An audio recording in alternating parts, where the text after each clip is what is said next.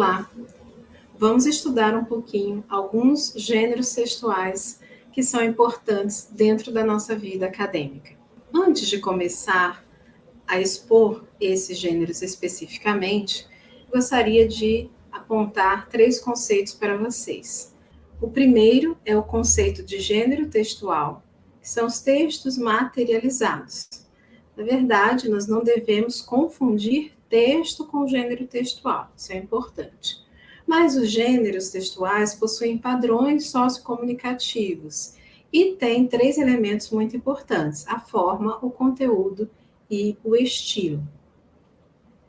O conceito de tipo textual diz respeito, por sua vez, a uma construção teórica de natureza linguística, aspectos lexicais, sintáticos, tempos verbais, etc. Por exemplo, você encontra o tipo textual narração em distintos gêneros textuais: num romance, num conto, numa crônica, numa notícia jornalística, mas todos nós precisamos inserir verbos e tempos verbais, em geral no passado, quando construímos uma narração.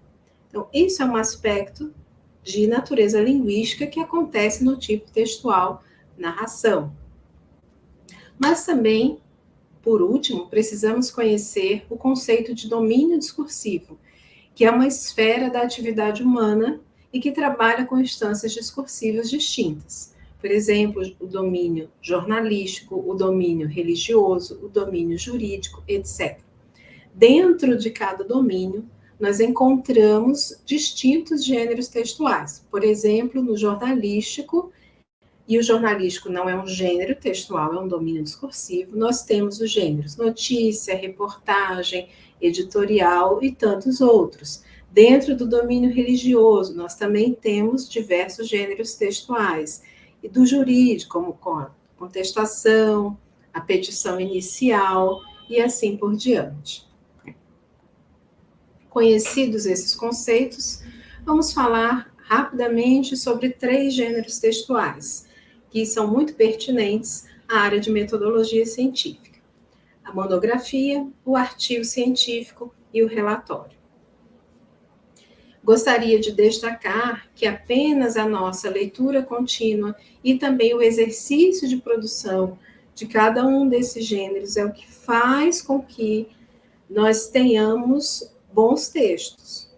Ou seja, provavelmente o nosso primeiro artigo científico na vida não vai sair perfeito, mas conforme nós praticamos, e isso serve para qualquer gênero textual, conforme nós praticamos, os textos ficam melhores, mais adequados à forma, ao conteúdo, ao estilo que nós temos de escrita. Sobre a monografia. A monografia é o estudo que se registra por escrito de um tema específico e bem recortado. Trata-se, portanto, como diz Michel, de um documento técnico-científico que, por escrito, expõe a reconstrução racional e lógica de um único tema. Exemplos. Você pode estudar como a música colabora para as classes de alfabetização, ou como o conhecimento da linguagem musical ajuda no estudo matemático das frações.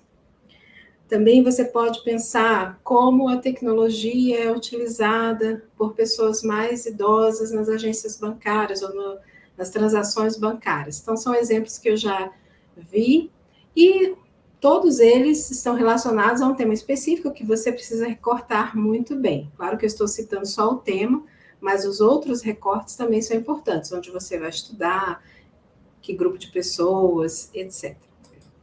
Como você realiza uma boa monografia? Primeiro, tendo um enfoque diferenciado. Isso não parece fácil de conseguir, mas é importante lembrar que nós temos sempre a ajuda dos nossos orientadores. E que, provavelmente, eles têm também leituras sobre aquele tema de outros trabalhos que se relacionam àquele tema e podem te ajudar a descobrir esse enfoque. Você também precisa de uma lógica ao apresentar a teoria que embasa o trabalho. E gerar ou expor a riqueza de alguns aspectos, por exemplo, as análises e o ponto de vista empregado. Então, isso precisa ficar bem claro para o seu leitor. Que ponto de vista você teve, qual foi o recorte que você fez, que as suas análises estejam bem feitas. Se for necessário, que você apresente os resultados em forma de gráfico e assim por diante. E nunca esquecer da teoria, porque a teoria nos ajuda muitíssimo. A monografia deve respeitar as normas técnicas e é importante dizer, uma monografia não é responder a questionários ou manifestar opiniões pessoais.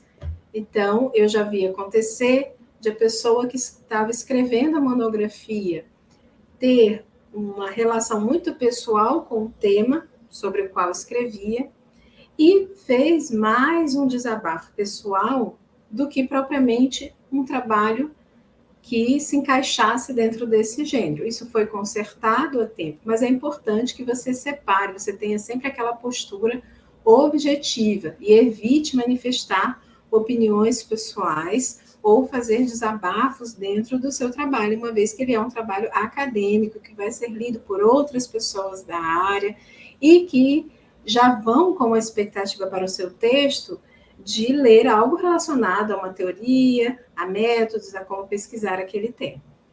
O artigo científico. Trata-se de um estudo pessoal ou de grupo que apresenta uma discussão sobre descobertas, abordagens e ou problemas no campo da ciência. Pode ser proveniente, sim, de um trabalho maior, como uma dissertação ou tese, isso é bastante comum. Existem dois tipos de artigos, os teóricos e os artigos teórico-empíricos.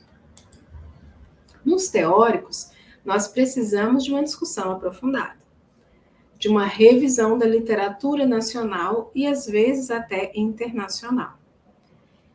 E muito importante, não basta usar boas referências, você precisa mostrar a relação entre os conceitos e as ideias apresentadas. Nesse sentido, é muito importante ter o cuidado de não simplesmente recolher quem são os principais autores dessa área e simplesmente colocar no seu trabalho as ideias que esses autores tiveram. Você precisa, lembre-se, amarrar essas ideias, se colocar no texto. Por que você escolheu aquele autor? Por que você destacou esse aspecto teórico? Que questionamentos provém desse seu trabalho, dessa teoria, da apresentação dessas ideias? Mas você também pode fazer, por outro lado, artigos teórico-empíricos, que terão, obviamente, a teoria, mas o acréscimo de dados empíricos. E, neste caso, você precisa ter uma metodologia muito bem descrita. Por fim, em ambos os casos, é importante que você faça um bom resumo, já que nos artigos científicos nós temos resumos na língua em que o artigo é escrito e resumos em língua estrangeira também. Mas é a partir do resumo que os nossos leitores decidirão se vale a pena ler o nosso texto ou não. Então, se preocupe em realizar bons resumos, que são geralmente muito condensados daquilo tudo que você pesquisou e que está exposto no seu artigo. Por fim, nós temos o gênero textual relatório, que em alguns cursos é um substituto da monografia, cujo objetivo é prestar contas de modo periódico sobre os resultados de uma pesquisa ou de algum trabalho técnico. E você precisa dar destaque às atividades realizadas. Acredito, pessoalmente, que para que um relatório fique bem feito, enquanto estamos desenvolvendo as atividades, precisamos ter um registro pessoal de tudo isso. Inclusive, por exemplo, você apresenta relatórios até quando faz pesquisas de iniciação científica.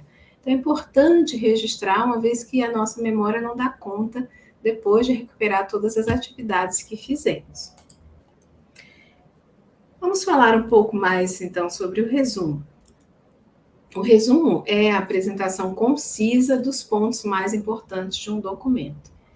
E quero dizer que eu estou apresentando o gênero textual resumo, não especificamente aquele resumo que aparece nos artigos científicos, mas estou falando do gênero textual resumo como um todo. Bom, a característica mais importante é o respeito às ideias do autor, ou, em outras palavras, a fidelidade às suas ideias. As ideias de quem produz o resumo não devem ser confundidas com as do autor. Ou seja, aqui nós estamos pensando, se você, por exemplo, tiver um livro, um capítulo de livro, e a tarefa é fazer um resumo daquele capítulo, é muito importante que você respeite as ideias que foram apresentadas pelo autor do capítulo, na ordem que elas foram apresentadas, e que você não se manifeste pessoalmente na hora de produzir o resumo, misturando o que você acha sobre aquele tema com o que o autor apresentou. Mas o texto resumido tem sim autonomia, porque afinal de contas tem o seu estilo, tem a sua seleção das ideias, mas sem a inserção de itens novos. A importância do resumo está na condensação das ideias de um texto, ou seja, na escrita do que é fundamental e não do que é acessório. E isso você, na qualidade de leitor de um texto, um capítulo, um livro, precisa decidir antes de produzir o seu resumo. O que é fundamental? O que eu posso não apresentar que não compromete no resumo as ideias do texto de onde estou extraindo tais informações. Então, é bem importante sempre fazer um cálculo. O que não é resumir? Recortar, copiar e colar, apenas reduzir o tamanho de cada parágrafo ou recortar frases ou partes do texto original. É muito comum que as pessoas achem que o resumo é simplesmente marcar no texto original as frases que ela considera mais importantes, que foram ditas, escritas pelo autor, e copiar essas frases para um texto novo. Ou simplesmente escolher de cada parágrafo alguma frase e repetir. Isso não é resumir, porque no resumo você tem uma nova atividade de produção de texto, uma nova enunciação, são as suas escolhas. Então, você precisa escrever com as suas palavras, como nós costumamos dizer. As ideias são de outra pessoa, mas as palavras são suas. Você precisa respeitar a ordem daquelas ideias, não misturar com seus pensamentos, mas sempre serão escolhas feitas por você e que devem, sim, aparecer como uma produção autoral. É importante que a referência esteja presente no resumo. Suponhamos que a pessoa lê um resumo do livro X e quer ler esse livro na íntegra. Então, coloque lá a referência, afinal de contas, as ideias não vêm de você. Você está extraindo de algum outro texto. Quais são os tipos de resumo? Há resumos indicativos, que têm os pontos essenciais do texto original, e há os resumos informativos, que trazem dados qualitativos ou quantitativos. Quais são as etapas para fazer um bom resumo? Conhecer o tema e o objetivo geral em uma primeira leitura do texto.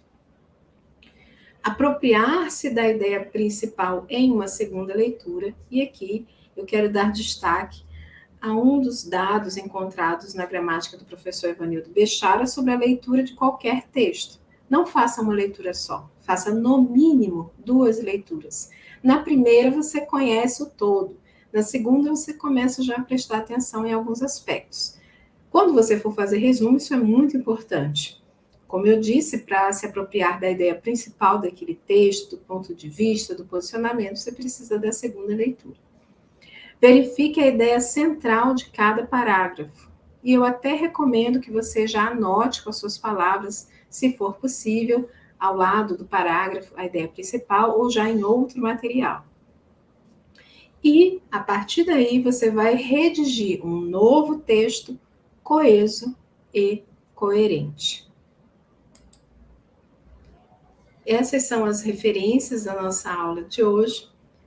Como eu disse no início, é importante que você conheça esses gêneros textuais, leia, mas também que pratique para que os seus textos fiquem cada vez melhores. Um abraço.